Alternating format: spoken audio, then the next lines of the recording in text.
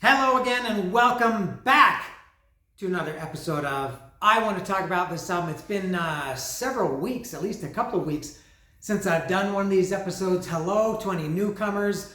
You know, I'm coming back from Metallica mode. I was in Metallica mode for, I guess, based on the channel for a couple of weeks.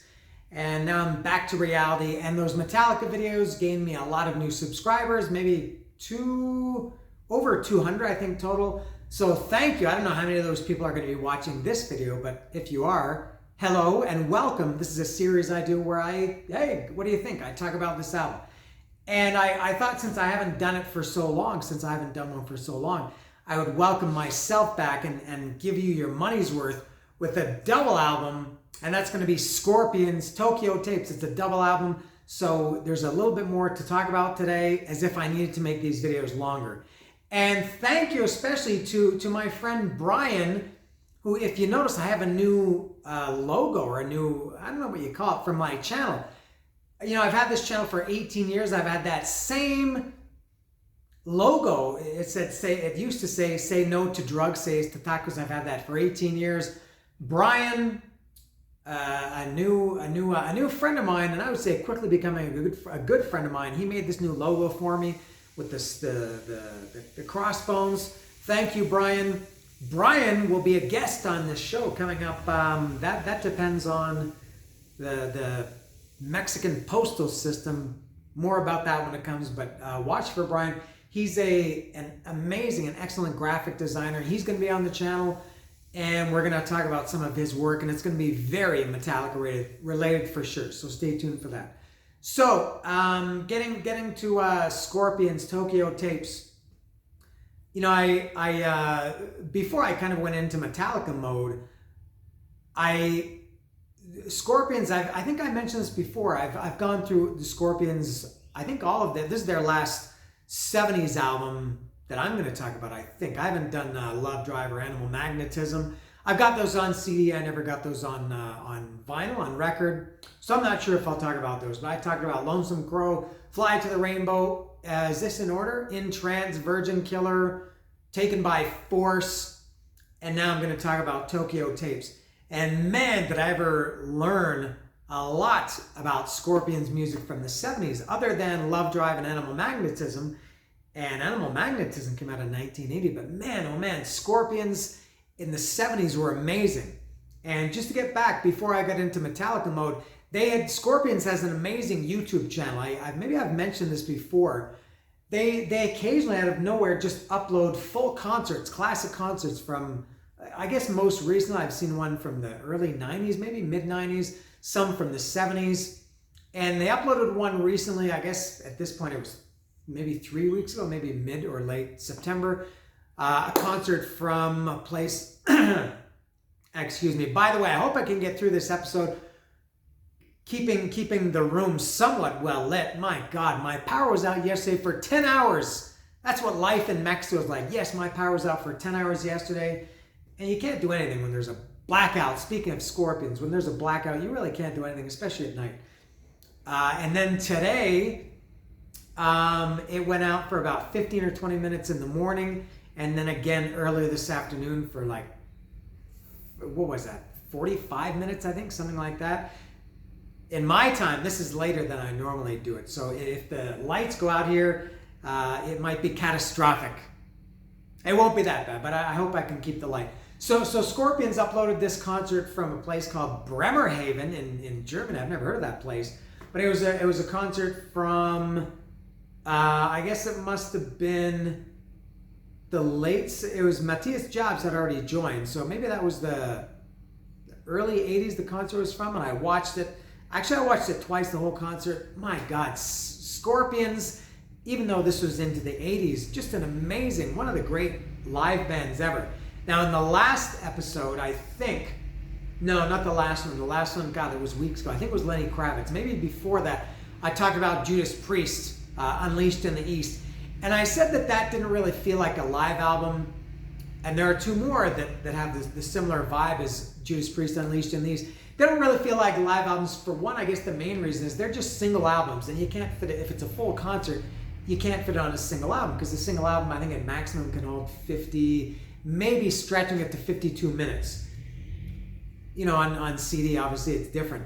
This one, Scorpions Tokyo Tapes, it does feel like a full concert. It is a double album. And something I realized when I was listening to it, and I think I'd only ever heard this album once in my life. And it was some years ago, and I've listened to it a couple times in the last couple days, including today. And to me, it reminds me very much of Kiss, Alive and Alive 2. So I kind of, you know, I was a teenager. I saw Scorpions on Love at First Sting Tour in 1984. I was 14 years old. And then that produced a live album called Worldwide Live, which is and still is one of my favorite live albums ever. But looking back at this, I didn't know old Scorpions at that point. It's only been, I think it was only 5, 6, 7 years ago that I really went back and got into older Scorpions. There were a few songs that I knew, but I didn't really know any complete albums until 5 years ago. Let's say 5 years ago, maybe 6. And I really, really liked them a lot. Exact same as Judas Priest. I went back and listened to old 70s Judas Priest. I have to say I'm much more likely, no, more than likely, love old Scorpions. Judas Priest, they had their moments, but overall, Scorpions, I think you can draw a real parallel between them because they both were around the same time. First albums came out within a year or two of each other. They were both, you know, kind of a classic metal hard rock, had dual axe attack, Rudy Schenker and I guess originally Michael Schenker and then Uli John Roth. And of course, Judas Priest had Glenn Tipton and KK Downing. Both had great singers and, you know, played a similar style of music.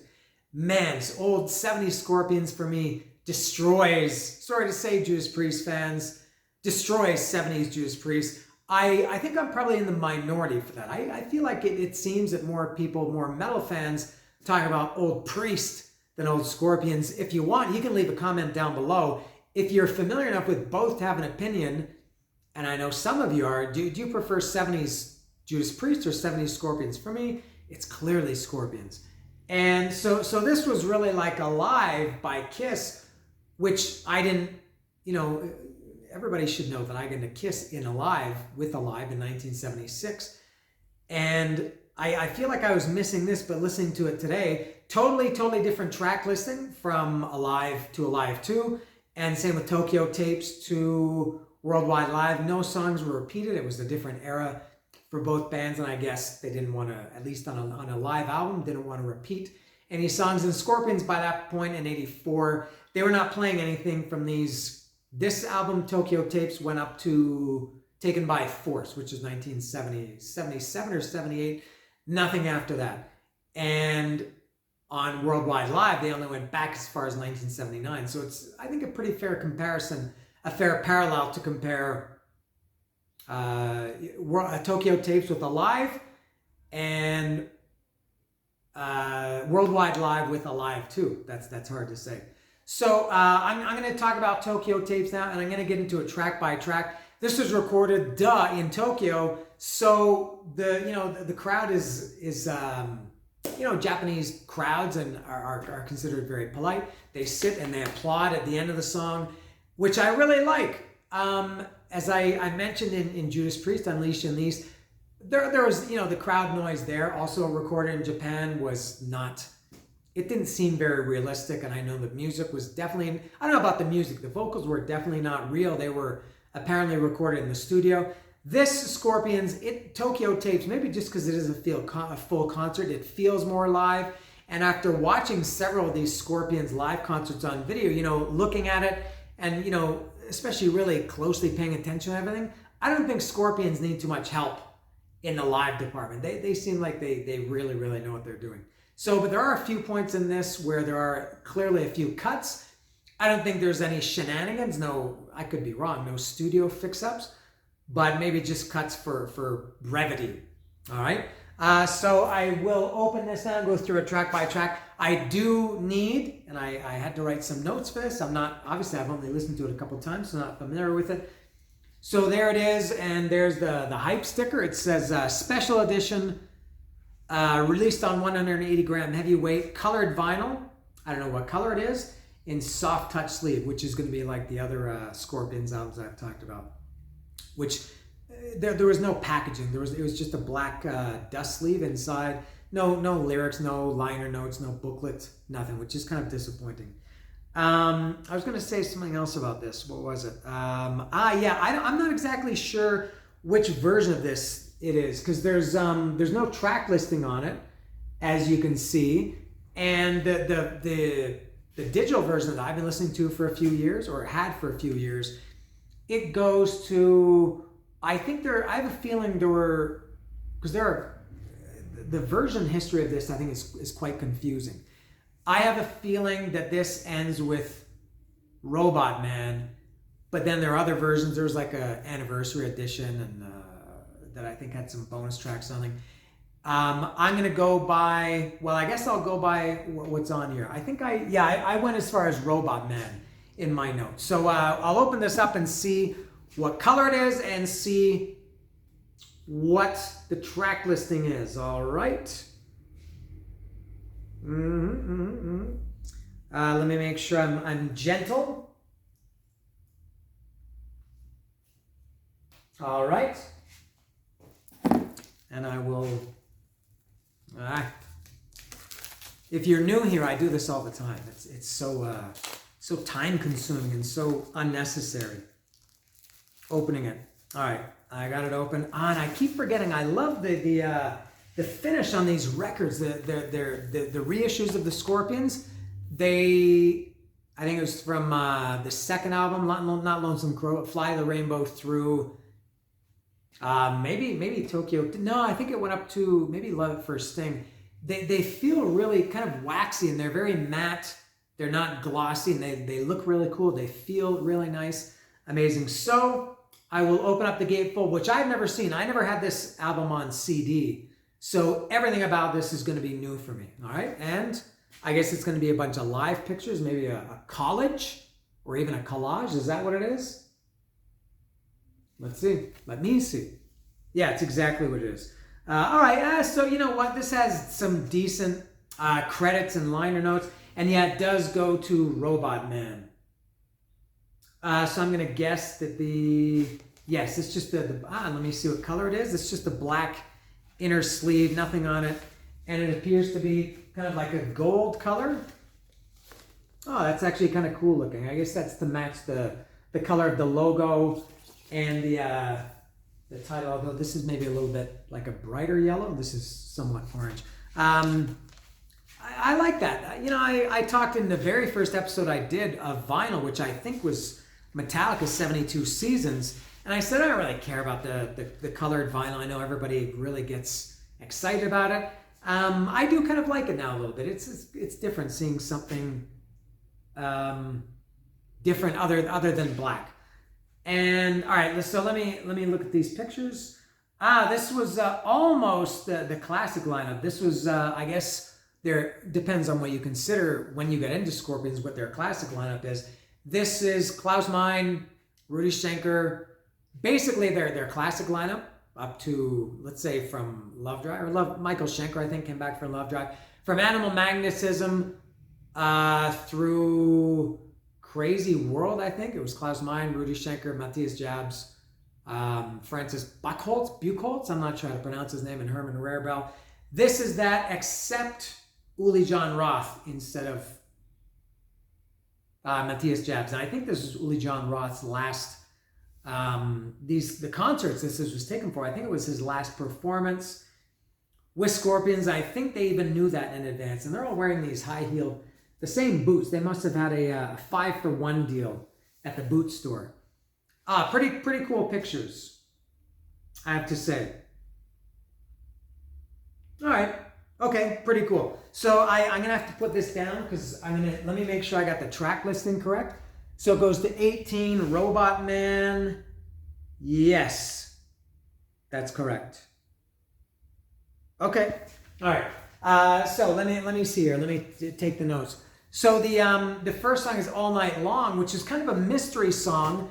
This is when I was listening to it and I saw the tracks and I thought, All Night Long. I don't remember a song called All Night Long. And I thought, what album is that on? And I'm not overly familiar with Lonesome Crow and Fly to the Rainbow and Trans Virgin Killer. Taken by Force I know quite well. But I thought I knew them well enough that I at least know the song titles. I thought, I don't remember a song called All Night Long. and I checked all the records and there wasn't one on there, and I cheated. Normally I don't look for information like this before I do these episodes, because I like to kind of see, approach as if I were just talking to a friend about a record. I don't want to have all this information, that you can find on Wikipedia or whatever. But I did look at All Night Long, and it seems that this was never, I guess they never, if they recorded it, it was never released. A studio version, it was never, like a B-side on an anniversary edition at any point. So if they did record it, it was never released.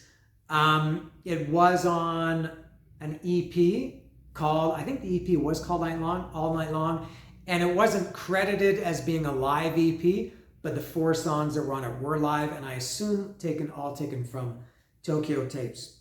But it's a very good song, All Night Long. It sounds like, it's got a great riff to it, and it sounds like what you expect from Scorpions of that era, of late 70s Scorpions. Very, very good song, All Night Long.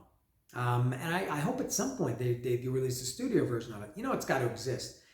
Next is Pictured Life. This is from Virgin Killer.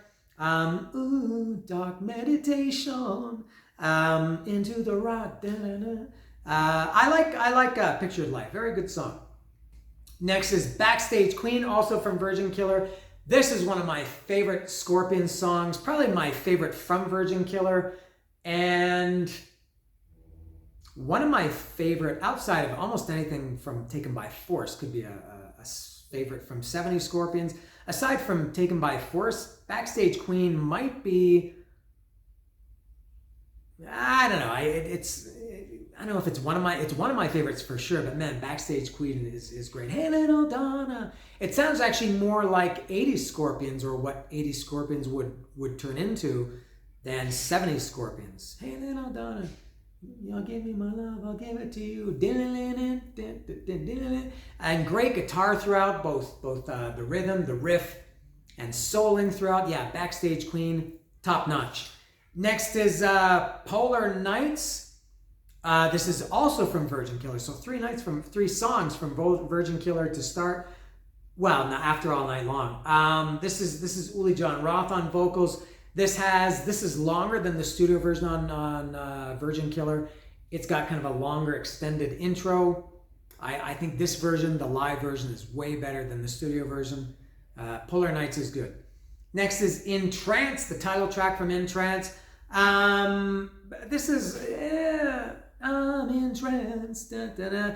It's not a favorite song of mine. I think the live version and the studio version, there's not too much difference. It's kind of it's not a ballad. It's not even close to being a ballad, but it is kind of slow, and it's okay in trance. Next is We'll Burn the Sky from Taken by Force, which maybe is my favorite Scorpions album. I think any version of We'll Burn the Sky is great. The studio version has that kind of acoustic, that really, really cool acoustic intro. This one, the intro is there, but it's not acoustic. I guess it's electric, but a clean, like toned down. I think any version of We'll Burn the Sky is great. It's kind of a big, dramatic song. Love it. And then it kind of bleeds into, I think this is the only song or songs that one song kind of bleeds into the next one. The next one is Suspender Love. Now this is one that was also not out on an album, although this was on the single of He's a Woman, She's a Man, which is also taken by Force. And it's a good B-side, and to me it also sounds like All Night Long. It doesn't sound like All Night Long, but it has that classic Scorpion songs. I don't know why that they left it as a B-side or put it as a B-side instead of putting it on the album. But yeah, Suspender Love, I'm not overly familiar with it, but I do like it. Good song. Next is In Search of the Peace of Mind. It's not In Search of Peace of Mind, it's In Search of the Peace of Mind from Lonesome Crow. This is the only song from Lonesome Crow on Tokyo Tapes. And I don't know if I talked about this when I did Lonesome Crow. I probably did. I feel like this is an English-German translation thing, because I teach English, and a lot of people make these mistakes that we use articles in English that they don't use in Spanish or in their language, or they used an article where we don't. And I feel like that's the problem here, and it's a minor problem. I feel like it should be just In Search of Peace of Mind. Nonetheless, it is In Search of the Peace of Mind, Oh man, and I love this song. Now this version, I mean the studio version is much longer.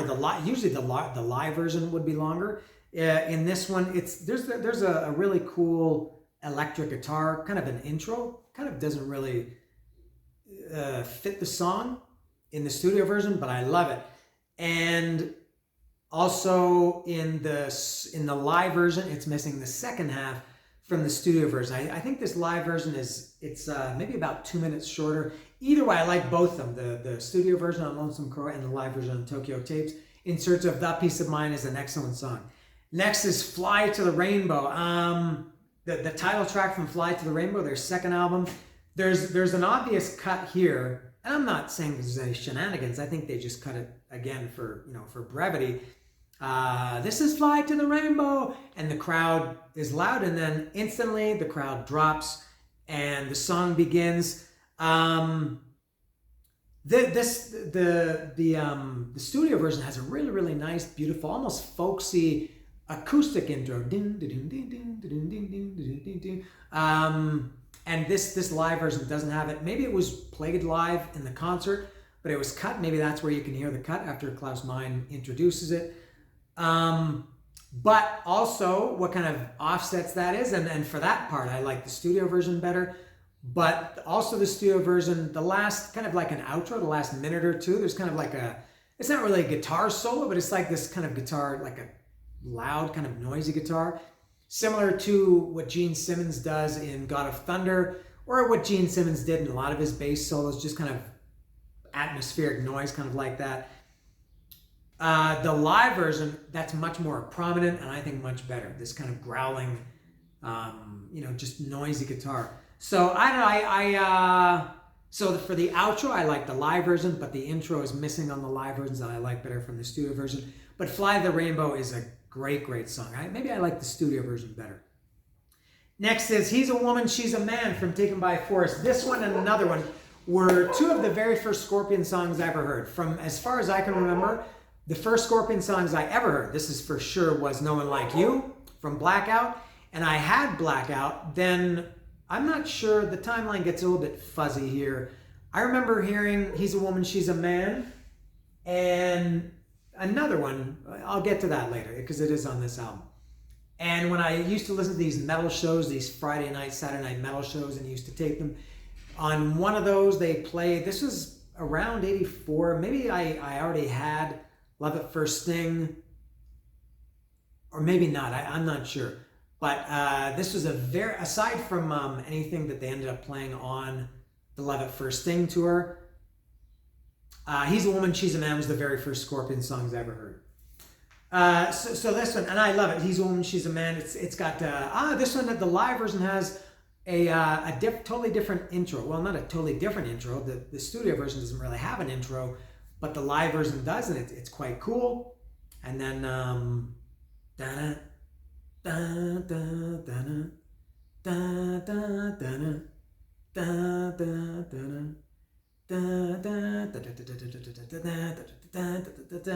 love that song. Totally woke song, isn't it? He's a woman, she's a man. And if you noticed in the lyrics, they refer to it. They used the pronoun it. Saw it walking down the street. It was a man, it was a woman too. Whoa, whoa, whoa. Totally woke song. Scorpions were very woke. They had the Rainbow album cover with Fly the Rainbow, of course. I think there's a certain contingent of people that must hate Scorpions due to their wokeness. But He's a Woman, She's a Man is great. Both the live version and the studio version. Next is Speedy's Coming. Speedy's Coming from Fly to the Rainbow. Do you like Alice Cooper? Do you like Ringo Starr? Do you like David Bowie and Friends at the Royal Albert Hall? That's another... Ooh, that's a top Scorpion song. And that's from Fly the Rainbow, Scorpions. Second album, Speedy's Coming. Great song. Next is Top of the Bill. Top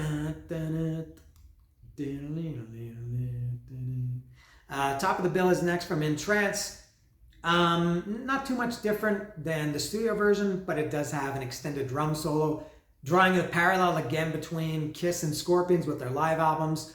Peter Criss had his drum solo in 100,000 Years, and Herman Mirabel has his drum solo in Top of the Bill. Next is a little bit stranger, a little medley of two old, and I'll kind of do these together. A little medley of old rock and roll songs. Hound Dog, obviously by Elvis, and Long Tall Sally by Little Richard. When I first saw this, I don't know, years ago, and I saw Scorpions were doing Hound Dog and Long Tall Sally on this tour, I thought it was a little bit strange that a German band was doing these old rock and roll songs. I guess that tells you how powerful Elvis and Little Richard were. Was it Little Richard, I think, that did Long Tall Sally? I think it was. And then even stranger that they were playing them in Japan, but I guess everywhere in the world. My dog is going to bark any second. There he goes.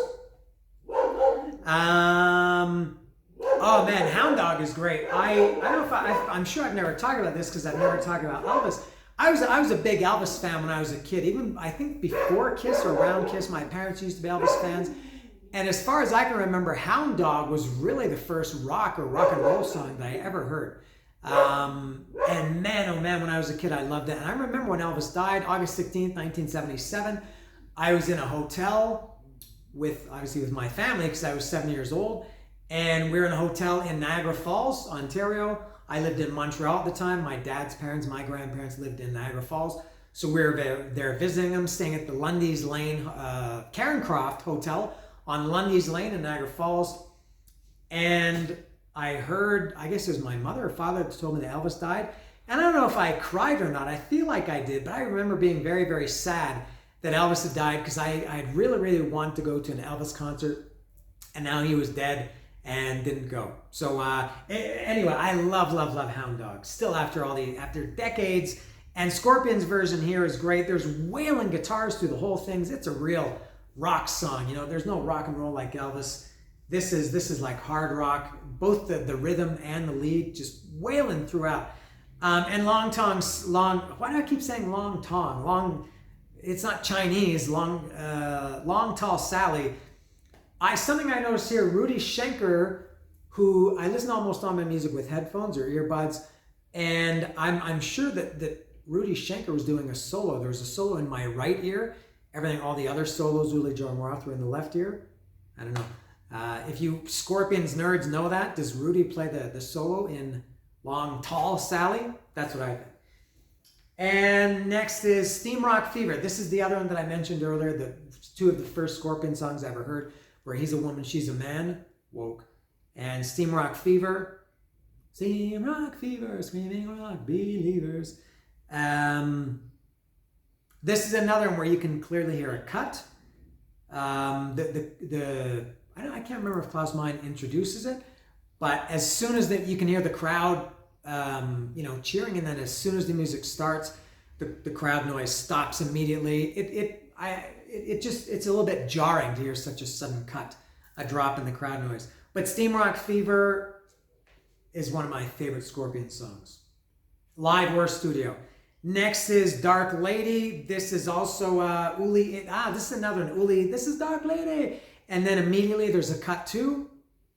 And I guess they're just tightening it up. I like this song a lot. This is kind of a co-lead vocal between Uli John Roth and Klaus Meine. Not quite a duet, but co-lead vocal, let's say. Next is, and it's a very good song. It's a real wailing rocker. Next is Japanese songs, Kojo no Tsuki. I'm not sure if I'm saying that correctly. And Klaus Meine introduces it as, if I couldn't understand what he says, I think he says for me it sounds like he's saying this is a Japanese folk song. And to be honest, this is my least favorite song on this album. I'm not really, good for them that they did it, but I'm not too interested in hearing Klaus Meine singing Japanese. And it's kind of not just for that, but it's also kind of a slow, it's definitely not a ballad, but it's kind of slow and, mellow and quiet. I could do without this one. And then the last song, at least on this version, is Robot Man. This is longer than the studio version, and Robot Man is from, I think it's track 7 or somewhere around towards the end of Inance. And there's a kind of in several, maybe a couple minutes longer on Tokyo Tapes than I didn't see that one coming. So a little bit longer on Tokyo Tapes than it is on Inance, because there's like a middle section, not quite a sing along, but just like a crowd, clap your hands, kind of something like that. And then it goes into the solo, which the solo's on the studio album and the live version. Oh, I see what he's barking at now. But in the studio version doesn't have this kind of extended middle section. And it's a great song. Robot Man is excellent. So that's all for Scorpions Tokyo Tapes. Was that, how long was that? I have no idea. But man, I really, really, really am enjoying 70s Scorpions. Again, tell me, which is better, 70s Scorpions or 70s Judas Priest? For me, it's not even close. So for these guys, these Germans from the Scorpions, thank you for watching, and this is called Tokyo Tapes.